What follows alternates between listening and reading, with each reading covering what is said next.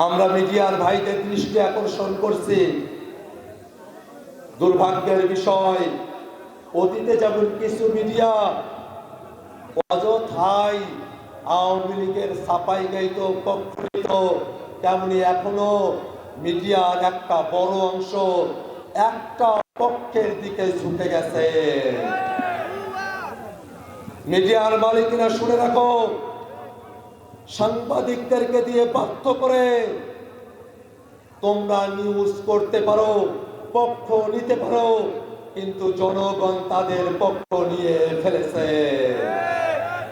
মিডিয়ার মালিকরা শোনো, কোন একটা পক্ষে এখনই যেও না, খেলা যে কোন লেভেলে চলছে আর কখন যে জনগণ কাকে নিয়ে আসবে, পক্ষ চেঞ্জ করবা, জনগণ গ্রহণ করবে না।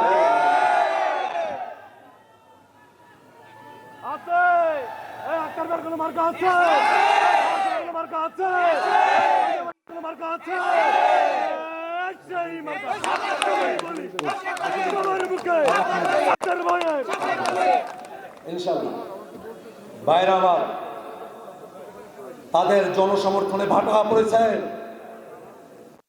জনসমর্থন না থাকায় এই কাউনিয়া এবং পীরগাছাতেও তারা আমাদের মা বোনেদের শিরোধারী করেছে।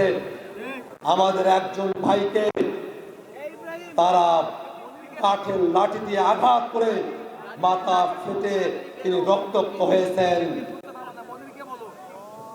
আমরা শুনেছি তারা কেন্দ্র দখল করার পরিকল্পনা করছেন বিভিন্ন জায়গায়। গতকাল শহীদ ভাগেও আমাদের ভাইদেরকে তারা বাধা দিয়েছে। স্পষ্ট করে বলতে চাই, আমরা হাসিনার গুলির সামনে দাঁড়ানো মানুষ, আমরা ফেসিবাদকে তাড়ানো মানুষ, আমরা দিল্লির রক্ত চক্ষুকে বাংলাদেশ থেকে রক্ষা করার মানুষ। আমাদের সাথে আমাদের ভাইদের সাথে জুলুম করতে আসো না। আমাদের ভাইদের সাথে যদি জুলুম করো, আমাদের বোনেদেরকে যদি বিরক্ত করো, এই বাংলাদেশের মানুষ, কাউনিয়া পীরগাছার মানুষ 12 তারিখে তোমাদেরকে জবাব দেবে। আমরা জানি।